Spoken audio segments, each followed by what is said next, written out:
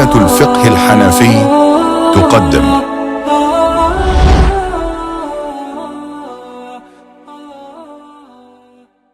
Assalamu alaikum wa rahmatullahi wa barakatuh. Welcome to lesson 7 of the Usul Fiqh lectures of the semester 2 of this Wise University BA Hanafi Fiqh course provided by White Thread. So today in this session, inshallah, the discussion is regarding the illah. So one of the four things, components of a qiyas is the illah, which is a very important one because that is the legal point. That is what you call the reasoning that you find, a common reasoning between the two things through your ratiocination, as we call it. So that is the effective cause that is found in the original and in the new case. So that's why we're going to extend the ruling because of that. So now the illah has been discussed in great depth because that is one of the most important things. If you don't have an illah, how can you extend a ruling from one to the other? You can't do it in some arbitrary, hey, that looks the same, let's do it. That's how we do in a, in a normal case, not in Sharia. Hey, that looks similar to that, and we make so many mistakes in that. Sharia is very, very particular. So we can't just say, hey, that looks similar to that, and then we say, because that's sunnah, so this must be sunnah as well. You can't do that. You have to actually find the illah, and that's a very delicate process. So what we're going to discuss in this session today is we're going to define what the illah is, right? And then after defining what the illah is, I want to give you the various different ways that it will manifest itself, right? It comes in different forms. So illah, it's essentially a characteristic. So in the original case scenario, the illah is just a characteristic. So it's the characteristic which makes this thing have the hukm and the ruling it has. So we're going to then look for the same characteristic in the new case, and if we find it there, and then we can expand the hukm, because the hukm revolves around the characteristic. All right. So this characteristic can be in multiple forms. So we're going to discuss, there's like 10 or so multiple forms. So we'll discuss that, inshallah. And then we're going to find out how do you determine these characteristics? How do you find it out? So sometimes they're very clear cut. They're actually mentioned in the Quran, or they're mentioned through ijma, or they're mentioned through the hadith. Or if they're not mentioned any of those two, then you have to find them, and in that, then they have to be very congruent to one another and have to be in harmony with one another. Otherwise, it's not going to work either. And then there's a last option, a last thing we're going to study, which is that we're going to look at the hindrances to this. So you might have the characteristic, it is a illah, but it's banned, it's got a block on it, it's got a you can say an obstacle. So there are hindrances, what you call mawani in Arabic, right? So what are those? And there's different types of hindrances, some which won't allow anything to happen, some which allow a part of it to happen and not other things to happen. So hopefully we'll understand that, inshallah, in the coming session.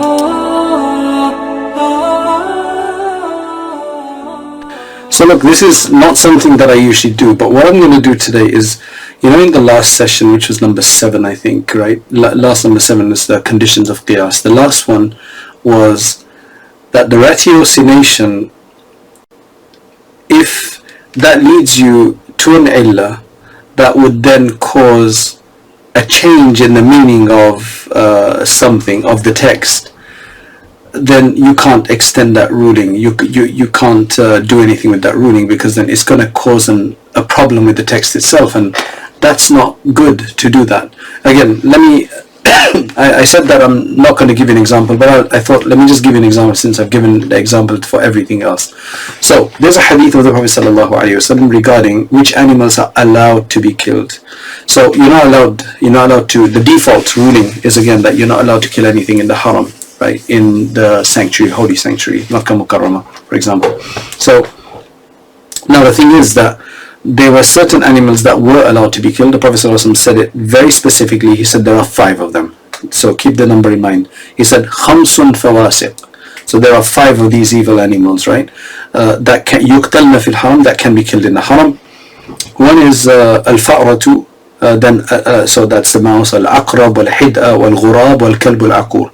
So that's referring to the mouse, the the scorpion, and then it's the kite, and then it's the crow, and then there's a certain type of rabid dog, right? So those are allowed. Now, if somebody says that, hey, there's these other animals, they're equal to one of these, or they're actually worse than them, can we kill them as well?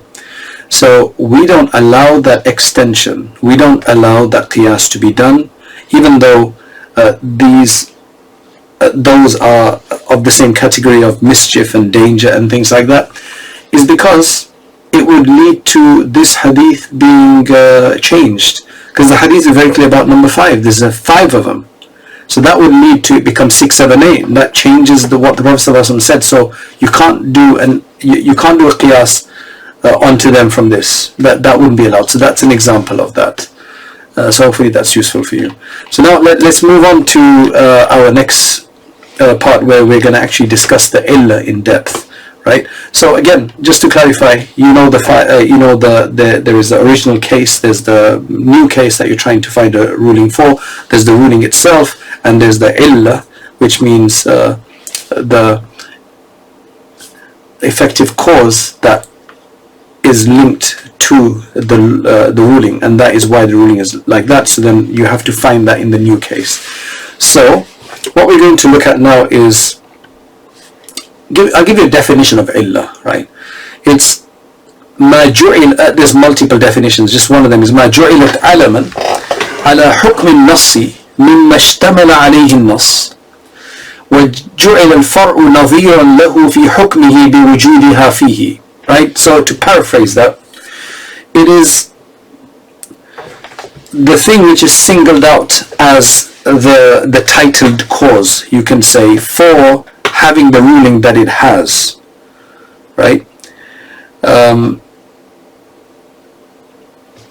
In that original case that has already been legislated, so you find that particular titled cause to which that hukm is related, so it's responsible for giving it that ruling. And then what you do is you find a new case, you find an equivalence of that case in new one, and then you give it the same hukm because you find that same clause in there, that same issue in there, that same characteristic in there. So that's essentially where there's multiple other ways of explaining that. I'm not going to go into all of that, because what we want to do is we just want to get into now trying to find out what they look like, what these ilal, these effective causes look like. So these effective causes could look like multiple things, okay? And they come in various different forms. Now, what I'm going to explain to you, they're just descriptions, that it could come like this, it could come like that, and sometimes it could be 2 of these things. So these are not necessarily mutually exclusive ideas, okay? So sometimes the illah, it is a permanent feature. So it cannot be separated from the case that it's in, the product it's in, the issue that it's in. It's really intrinsic to it, right? It does not separate from it. A simple example of that is commodity value being a currency, having intrinsic value, thamaniya, having intrinsic value. That is, you can say, the illah and the effective cause for gold and silver. So gold and silver have just been created in a way throughout history that they have an intrinsic value. So right now, all the fluctuations in the currencies and all the chaos in the world and everything like that, people are always talking about gold, because when it comes to cryptocurrencies and other thing, there's always these confusions regarding it. So now in this case, we're talking about the illah of gold and silver being zakatable is the fact that it has the illah of it is its intrinsic value, that it always has this intrinsic currency value. It's like a natural currency, you can say it is. It never separates from that.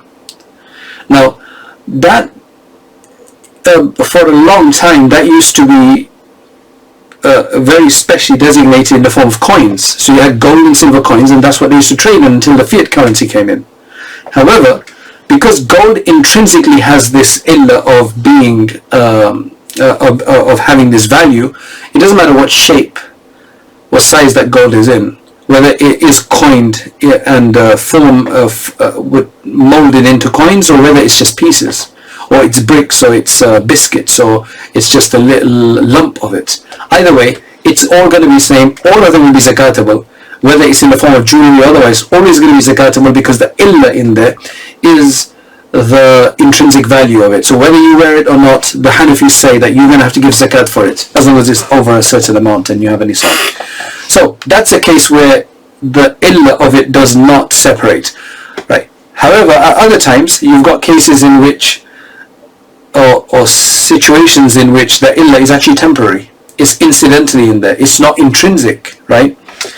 So, for example, the Prophet ﷺ said regarding a woman with dysfunctional uterine bleeding, not menstruation or postnatal bleeding, but what she might get because of some other heat in the body or some other bleeding reason.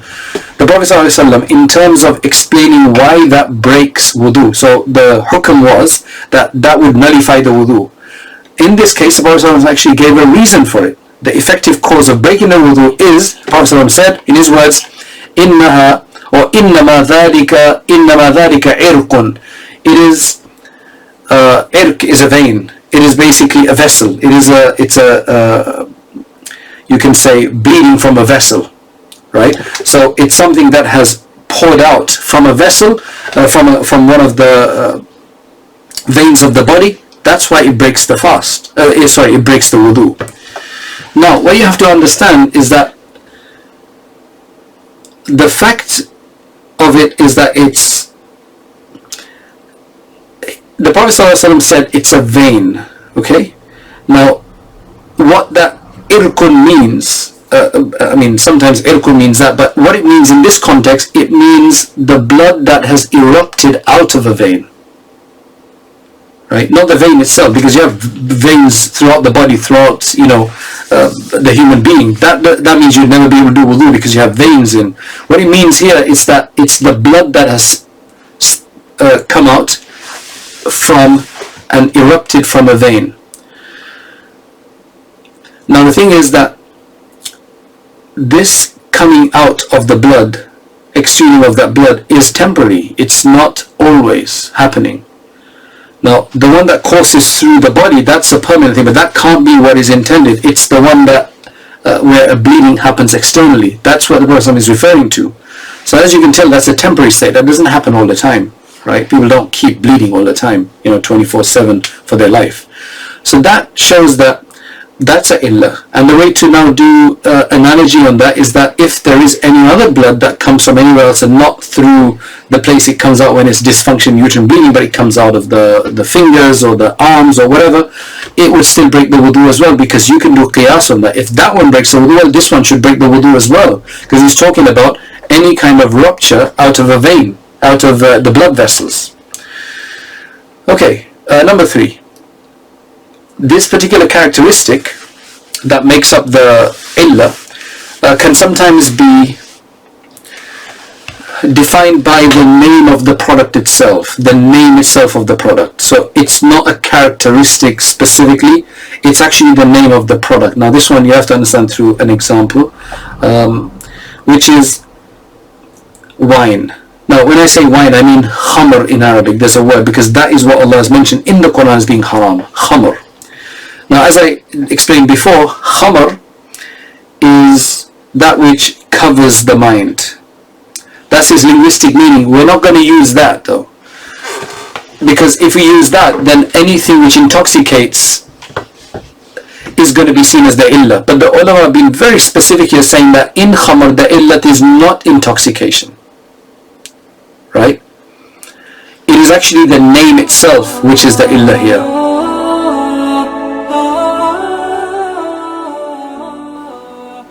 So anything which is khamr, and that is essentially any grapes or dates, right, processed in a certain way and reaching a certain level of astringency, and then it's bubbling up and fermenting and so on, that is what it's going to be. So now, since khamr is completely haram, any amount of khamr in any place, whether that be a drop or a lot of it, is going to be haram as well. However, you can't extend the ruling of that, just to clarify what we were saying before, to anything else which intoxicates. You can call that haram for a different reason, but it's not coming from here, and you can't call that haram, you call that makruh tahrimi. It'll be of a lesser category, Okay, I know this might get a bit complicated, but you can't give it the same hukum as this, right? Because then that would be using, as we said there, the linguistics of it. But anything which is khamr is the illah for the hurma of khamr. So anything which is considered khamr from grapes or dates, that is defined as khamr in that sense, not the extended meaning of anything that covers your mind, but actually literally khamr, right? That is going to be haram, because that is the illat of it, is the fact that it is khamr, because that's what the Prophet said, Allah subhanahu wa ta'ala, that's the way he defined it, right? Yeah, that one still might be a bit complicated, but here essentially the illah, right, the effective cause is the name itself. So anywhere that name is found, you can apply the same ruling, otherwise you can't, right? And essentially what they're saying is that what intoxicate is not the same thing as the name. It does intoxicate, but that's not the point of it to transfer. Okay, number 4, sometimes as I said, these are not mutually exclusive. Sometimes the illah is very clear. And number 5, sometimes it's not very clear and you have to look for it. So when it is clear, then that's usually when the Prophet ﷺ has mentioned it, when it's been mentioned as the illah itself. The Prophet ﷺ talked about cats, and usually a cat is a haram animal in the sense that you're not allowed to eat cats. So any animals whose meat is haram, then if they are to lap up some water or something, then that water becomes haram for you to drink as well. However, the Prophet made an exception for cats, saying that if cats do put their mouths into some vessel of milk or water or something, that wouldn't become haram for you, completely haram, you won't, right? So what is the illah here of what makes their leftover water, or what they have polluted, not haram, right, but able to be used in a sense, if you had to use it? So the Prophet ﷺ said, "Innaha laysat binajis," it is not impure. And then he gave the reason of why he made an exception to that, even though its meat is impure. He said, "Innaha innama hiya min at-tawafina alaykum wat-tawafat," it's because it frequents you, meaning it comes and it's with you, quite often. So in essence, that would make it very difficult for you to avoid it. So that's why there's been some discretion that has been given here. But the illah is that it's constantly around you. So in this case, the tawaf, which means that it revolves around you, it's always with you and it frequents you, that is the illah, and that's very clear that that's the illah. So sometimes the illah is very clear. So now if you find that there are some other animals which are also of that nature, then you can extend the ruling to that, right? Okay. The 5th is the opposite of that, where it's not clear and you have to do a lot of, it's very difficult. It needs a lot more, it needs a lot more effort to figure it out, okay? That is, for example, the Prophet ﷺ said that there are these products, the salt and the dates and the barley and the wheat and the gold and silver, if they are traded for one another, meaning if they're traded for the same category, salt for salt, dates for dates, then they have to be sold in equal amounts, exchanged for equal amounts, and they can't have credit, so you have to exchange them together at one time. Now the ulama have decided, okay, what is it that makes these riba products? So these are the original riba products that we got the whole much of the riba rulings from. So the ulama have looked into this and said, what is the illah here? Now it's so complicated in the sense that it's so delicate that the madhahib have all come up with different illah, right?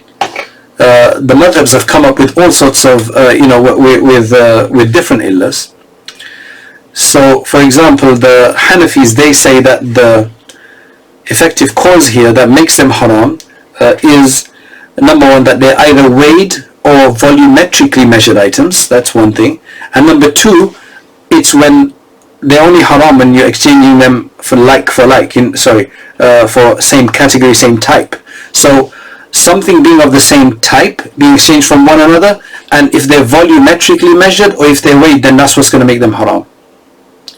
Those are the 2 things or 3 things you can say, right, that the Hanafis found. So they're saying that if anything else, like for example rice is not mentioned there, if you exchange rice for rice, doesn't matter if one is basmati rice and the other one is jasmine rice, because they are weighed items and you're exchanging same type for type, you can't do disparity, right? So it'll have the same ruling as salt and dates and gold and silver, so there will be a riba in that, interestingly, right? And anything else which has these characteristics in there. So they've identified the characteristics as being qadar and jins, which means type for type, synchronicity in their types, and number two, the fact that they're volumetrically measured or weighed.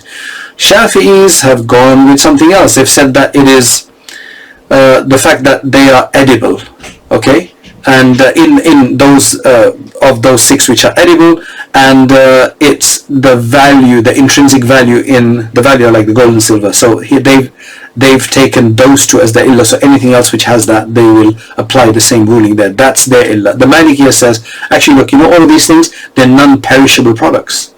They're all products that you can actually keep for a while. They're storable. They can be stored. So they've taken that.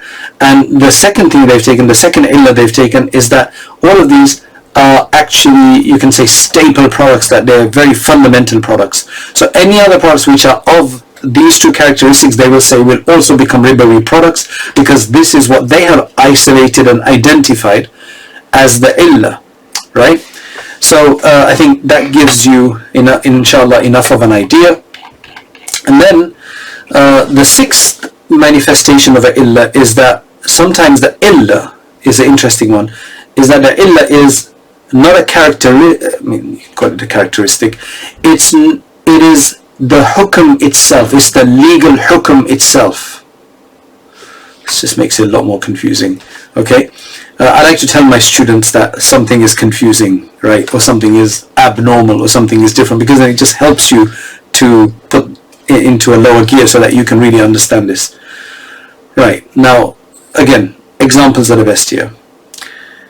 Ibn Abbas radiallahu anhu, it's related from him that a person came to the Prophet sallallahu alaihi wasallam and said, Ya Rasulullah, my mother passed away, and she had some fast of Ramadan to keep. Can I fast on her behalf? Can I make them up on her behalf? The Prophet ﷺ explained to him using a qiyas. And it's interesting that the illah for that qiyas, you can pick it out, let's see. He said to him, if your mother had a debt to pay, like money debt, would you pay it on her behalf? He would say yes. He said yes. So then the Prophet ﷺ said, the debt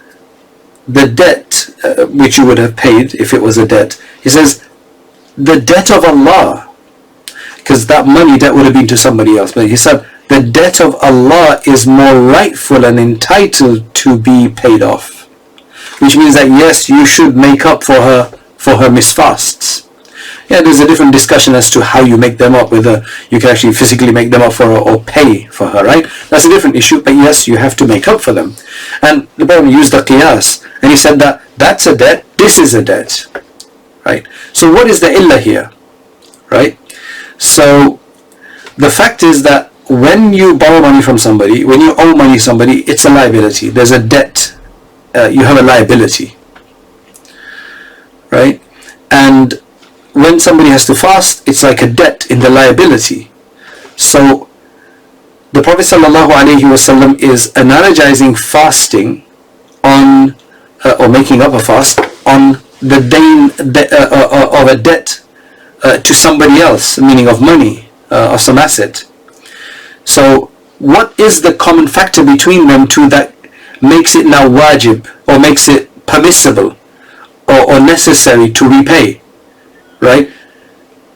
So repaying, the ruling that you have to repay, or that you should repay, that's the hukm. But what's it based on? It's based on the fact that it is a debt. So debt is the illah. But debt, being a illah, is a hukm shari. That is a religious hukm, that it's a debt. It's what is told to you, that is something established in you, and between you and Allah, that is something you better pay, otherwise you will be asked about it. So the obligation of that, obligation of liability and having to repay that, that is a religious ruling. Okay, so that's going to extend there. So sometimes the characteristic of the illah is a hukm shari itself rather than something else, just what it looks like essentially. Okay, quickly, that should explain everything to you, inshallah. There's a few left yet.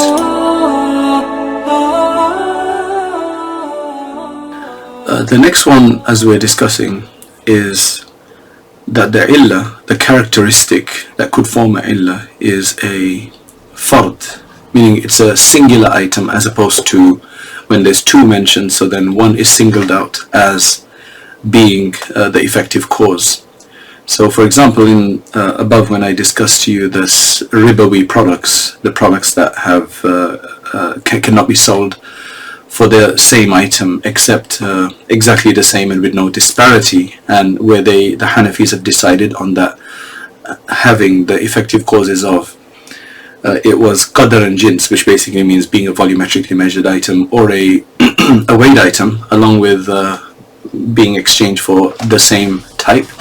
So if, for example, the discussion is that if only one of those, so if both are found, then you're not allowed to do both types of riba, which is usury, which means that you can't have it on credit, and number two, there can't be a disparate amounts. However, if just one of them is found and the other one is not found, for example, just weighed, and it's a weighed product, but it's not being sold for the same jins, then that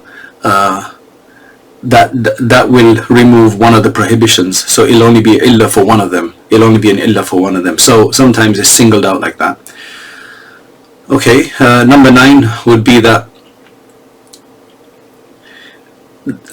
I think this one is more the fact that it's mentioned clearly as a illah in the nas. So it's mansus alayh, as they say, that it's been clearly stated and pointed out and identified as the illah. So it's mansus in that case. So this is, for example, when the Prophet ﷺ spoke about the cat's leftover water or polluted water by cats, water polluted by cats has a lesser hukm, has a more discretionary hukm, a lighter ruling than others, because he mentions that this is the illah, that they frequent you a lot, they are around you.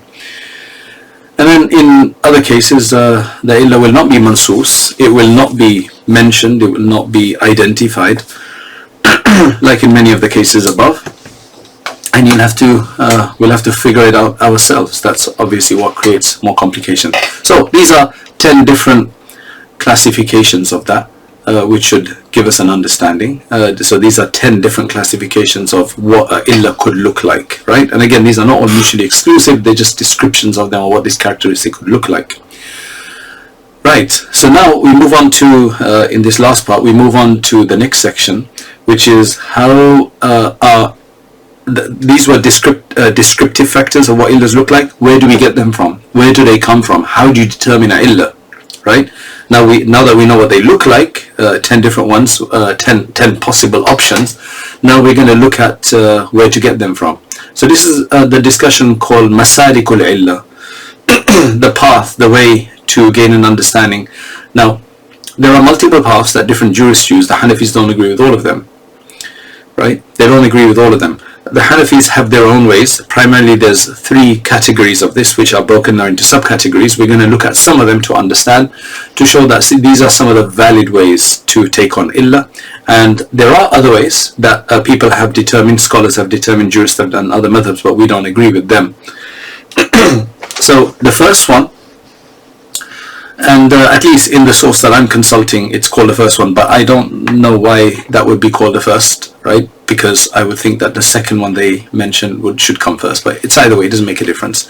It's not really in order of, the most important or something like that. The first one is that if there is an ijma and a consensus on something being the illah and the effective cause of a particular hukm, then that's, it is what it is. So we'll have to take that. So if the mujtahideen of any particular era identified something as an illah, then we're going to have to take that as an illah. For example, a father with his minor children has guardianship over them and authority over them. On what basis? What is the illah for that authority? What is the effective cause to give him that authority? Well, the ijma is that it's because of their being minor, right? As-sighar. it's their being a minor and not being able to decide and judge these things for themselves and make a decision. The father has the wilaya, has the authority and guardianship over that. It's because they are minor. Now, obviously, if he has a right to administrate their wealth, within certain guidelines and some parameters, then that means you can do qiyas on that illah to see that he has a right to marry them off. That's obviously discussion that they used to have before. So can he marry them off? I mean, that's a theoretical discussion today that is found in the books. So they said yes, he has, because he's got guardianship over them, so he could marry them off. Of course, once you become a balil and the sighar is no longer there, which means that they're no longer a minor, they've become adolescent, then in the Hanafi school that authority to marry them off doesn't last anymore. That's why I know people, women, when they get married, they do call their fathers their wali, but actually he's not really their wali. He is a wali in the general sense of the term. He's their overall guardian, but in a juristic sense, when he gets them married off, because he has to ask her, has her approval, ask her permission, he's actually a wakil when he marries her off, right? He's actually her wakil, a representative, rather than the guardian that is being spoken about here, where they have a right to marry their daughter off, without their permission. Once a woman is a adolescent, mature, they no longer, the parents no longer have the father no longer has guardianship in that sense, right? Overall, yes, there's still a guardianship. So hope that's clear. The second one, which I think should have been the first one, and in some books it is mentioned as the first one, is Nas, is Quran and Sunnah text. So something in the Quran mentions clearly that this is an illah, this is why we've legislated this, or the Prophet ﷺ mentioned this. Now, this can be broken down into different types. So the first one is the explicit one, where the Quran or the Hadith mentions it explicitly, and the other one is where it's implicit. Now, if you look at the explicit ones, there are again different types of those. So the explicitly mentioned illah, one is where there is something is mentioned as an illah by a word. So, for example, it's mentioned that using a word that is usually only used to show an illah, right? لِعِلَّةِ كَذَا أو لِأَجْلِ كَذَا, because of this reason, for this reason, so for this reason, so that it can be like this. For example, regarding كَيْ لَا يَكُونَ دُولَةً بَيْنَ الْأَغْنِيَاءِ مِنْكُمْ. So these are the spoils of war. There's a very specific way of distributing them, and the specific way of distributing them, there's a illah provided by Allah subhanahu wa ta'ala of why He's legislated that. كَيْ لَا يَكُونَ دُولَةً بَيْنَ الْأَغْنِيَاءِ مِنْكُمْ, Surah Al-Hashr verse 7, so that it doesn't become this kind of plaything that you just pass around among the different wealthy people around. So one time you'll take it, one time I'll take it. No, it needs to be done in a more fair way. So that is very clear, كَيْ لَا يَكُونَ, so that it does not become, very clearly showing a reason, right? Showing the effective cause of the hukm that comes before it. Another one in the hadith is the Prophet ﷺ said, إِنَّمَا نَهَيْتُكُم مِّنْ أَجْلِ الدَّافَّةِ التي دفت عليكم فكلوا وتصدقوا وادخروا. Talking about certain foods, I had prohibited you from hoarding it and saving it and storing it, etc., because of dafa, which basically means there were different delegations that are coming and they needed to be fed. So now that's not the case, now you can store it. So it's showing that the prohibition is based on the fact that there was a need elsewhere. So that's why. So min ajli dafa, the word was min ajl, because of the reason of, right? So that's very clear. So that was the first type, you could say, one type. Another type is where it's not so much in the full wording, it's not so explicit in the, I mean it is explicit, but it's not in like a major wording like because of this reason. It's just a harf, just one small word is used, right? Usually a what do you call it? A non-noun, right? So this is, for example, so, because. So in Arabic it'd be li instead of li ajli. The ajl won't be there. It's just li kada, because of this. So it difficult to say that in English, because in English you don't have any. I don't think you have any single letters that give that same meaning. We would translate li for, right, or ala upon, or ba as with. So in English there's no single word, so single letter words like that, right? I mean, there is a, a, that's to show an indefinite article or something, but it's different. So it's usually like likada, bikada, because of this, for this, in kana kada, if it was like this. And so this is obviously going to be a slightly lower level than the first one, because the first one spelt it out in full words. These are just huruf, these are just letters that are being used to denote that. Even though they're quite clear, in their purport they're quite clear, right? But all of these letters, they're used for multiple reasons and purposes. That's why it's of a lower category than the above. The above one explicitly that this is the reason. Here, it could be the reason, it could show that, it's not the reason, but it's a consequence. It's an end to something rather than a reason. So because of this possibility of there being because of there being various possibilities here, right, that's why it's of a slightly lower degree. So for example, liduluki shamsi, right, regarding the salah, liduluki shamsi, when the sun moves, right, li, because of the sun. I mean, is that an illa, or what is that?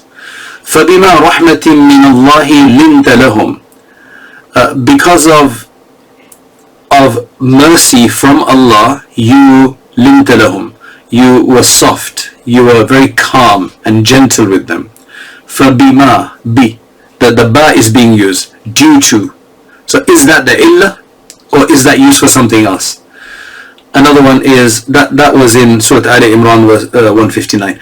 فَبِظُلْمٍ مِّنَ الَّذِينَ هَادُوا حَرَّمْنَا عَلَيْهِمْ طَيِّبَاتٍ أُحِلَّتْ لَهُمْ وَبِصَدِّهِمْ عَنْ سَبِيلِ اللَّهِ كَثِيرًا. It is due to the wrongs and oppression from those who consider themselves Yahud. We made unlawful for them many pure things that were permitted for them, that were halal for them before, and due to, ba again, bisaddihim. So it's for bidhulmin, because of the oppression, due to the oppression, and wa bisaddihim, and due to them blocking from the path of Allah abundantly, a lot. Another one, Surah An-Nur 33, the previous one was Nisa 160. وَلَا تُكْرِهُ فَتَيَاتِكُمْ عَلَى الْبِغَاءِ إِنْ أَرَادَنَا, right? So there's a number of examples like this. As I said, they are explicit because they do give you that possibility, but because they have the other possibilities, it's slightly lower. And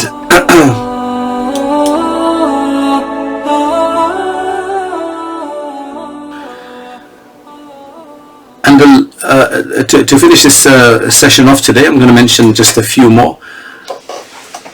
When specifically the letter fa is used. Now, usually ba and that are more direct, but fa could be consequence. The word fa, thus, so, right? These could be the meanings of it. As I said, there's nothing in English to give the meaning of fa in just a single letter. So from that you can understand in some cases that this is talking about the reason, right? But it could be used for other things. If it's used for in this case, there's various ways to deal with this. They're saying that if it comes on a characteristic of some sort, then usually that would refer to it being an illah. For example, the Prophet ﷺ said regarding the martyrs of Uhud, in the battle of Uhud, he said, زَمِّلُوهُمْ بِدِمَائِهِمْ, wrap them in their blood, right? فَإِنَّهُ لَيْسَ كِلْمٌ يُكْلَمْ فِي اللَّهِ إِلَّا يَأْتِي يَوْمَ الْقِيَامَةِ يُدْمَى لَوْنُهُ لَوْنَ الدَّمِ وَرِيحُهُ رِيحُ الْمِسْكِ.